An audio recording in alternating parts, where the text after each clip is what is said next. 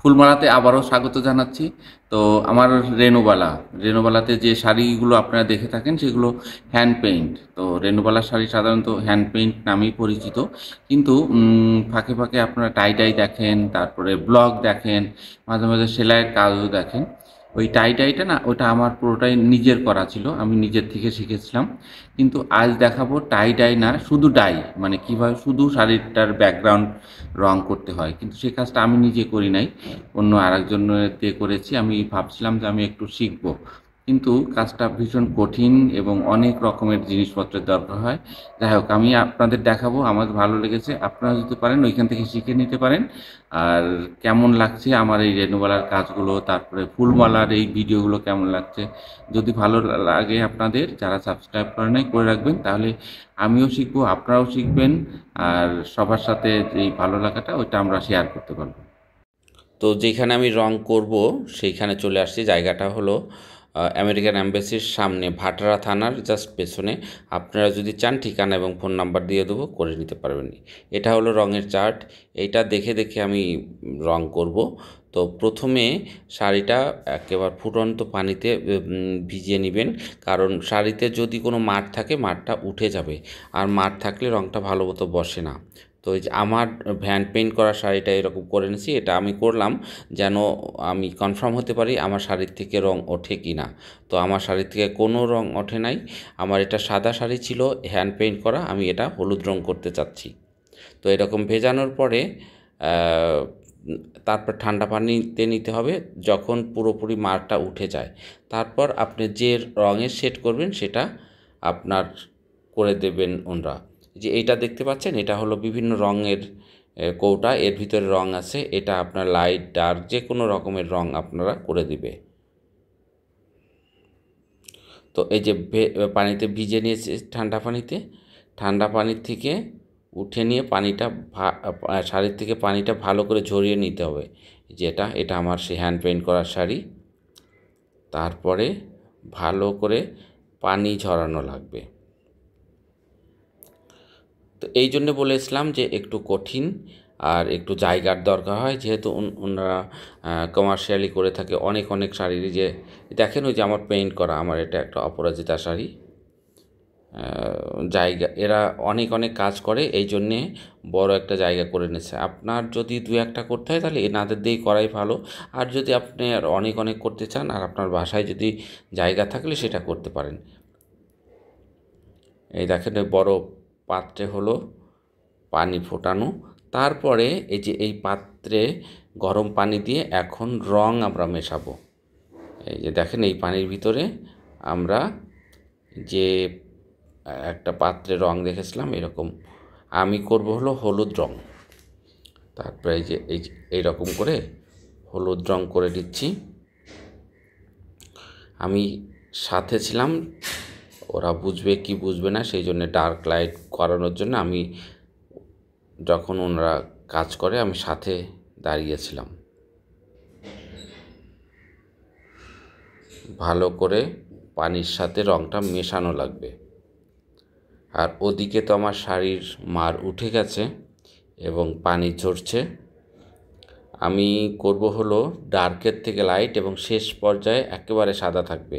আর প্রথমে থাকবে হলো হলুদ রং, হলুদ রঙের ডার্ক শেডটা, তারপর আস্তে আস্তে আস্তে লাইটের দিকে থাকবে।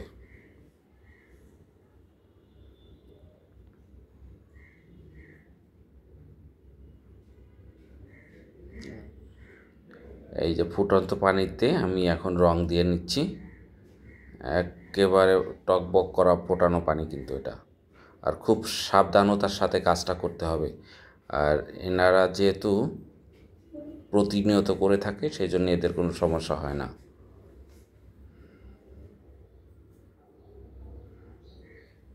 আর অনেক বড় একটা জায়গার দরকার হয় এই কাজ করার জন্যে।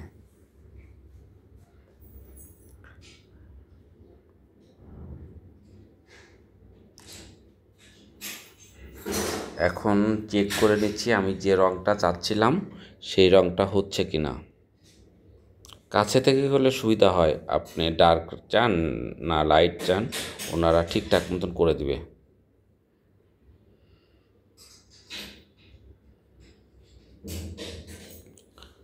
এখন আমার যে ওই শাড়িটা ছিল ওইখান থেকে ঠান্ডা পানি ঝরে গিয়েছে। এখন হলো এই শাড়িটা এই রঙের ভিতরে ডোবানো লাগবে।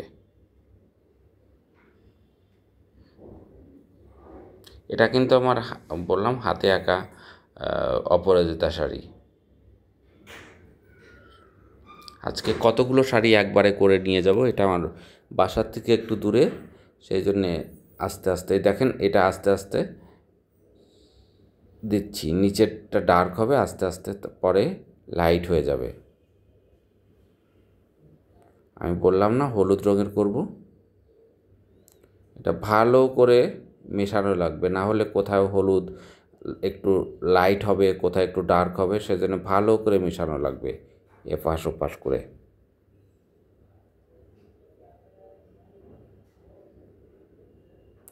এই যে এখন আমি একটু জাস্ট কর্নারে গিয়ে আমি যে রঙটা দেখিয়েছিলাম সেটা শুকানোর পরে হয় কি না ড্রায়ার দিয়ে শুকিয়ে নিয়ে দেখছি যে আমি যে রঙটা চাচ্ছি সেটা আসছে কি না। এই দেখেন ওইখানে কালারের যে প্যালেট আছে, চার্ট আছে, ওটা দিয়ে দেখছি, কিন্তু আমার কাছে মনে হচ্ছিল যে রঙটা একটু হালকা, সেই জন্য আবার রং করে আবার একটু দিচ্ছি।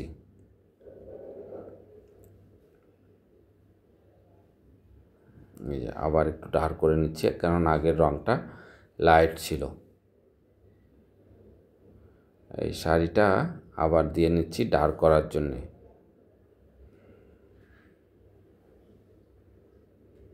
এই সমস্ত কাজ এর আগেরটা আমি তো এর আগেই করেছি, কিন্তু আমি করেছি হলো টাই ডাই, কিন্তু এটা শুধু ডাই।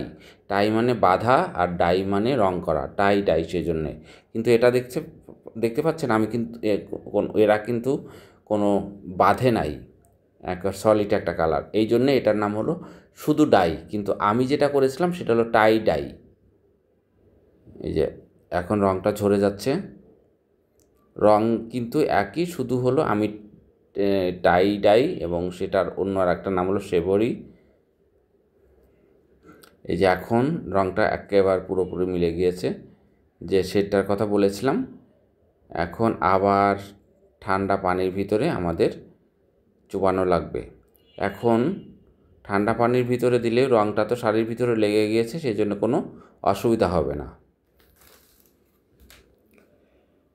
এই যে এভাবে শুধু ডাই করেছি, টাই না, শুধু ডাই করা। আমার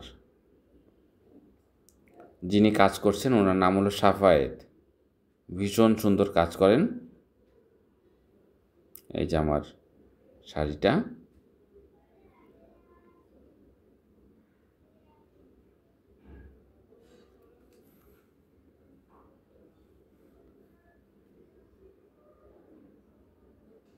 এখন পানি ঝরিয়ে নিচ্ছি শাড়ির থেকে, কিছুক্ষণ পরেই আমার শাড়ি তৈরি হয়ে যাবে। এটা কিন্তু শুধু টাই ডাই না। আপনারা যদি নিজেরা করতে চান এরকম করতে পারেন, আর যদি না পারেন তাহলে এনাদের ফোন নাম্বার আমি দিয়ে দেবো, এনাদের সাথে যোগাযোগ করে আপনি পছন্দের মতন শাড়ি করে নিয়ে আসতে পারেন। কিন্তু শাড়িটা যেন সুতি কাপড়ের হয়, সিনথেটিক কোনো কাপড়ের উপর রং ধরবে না।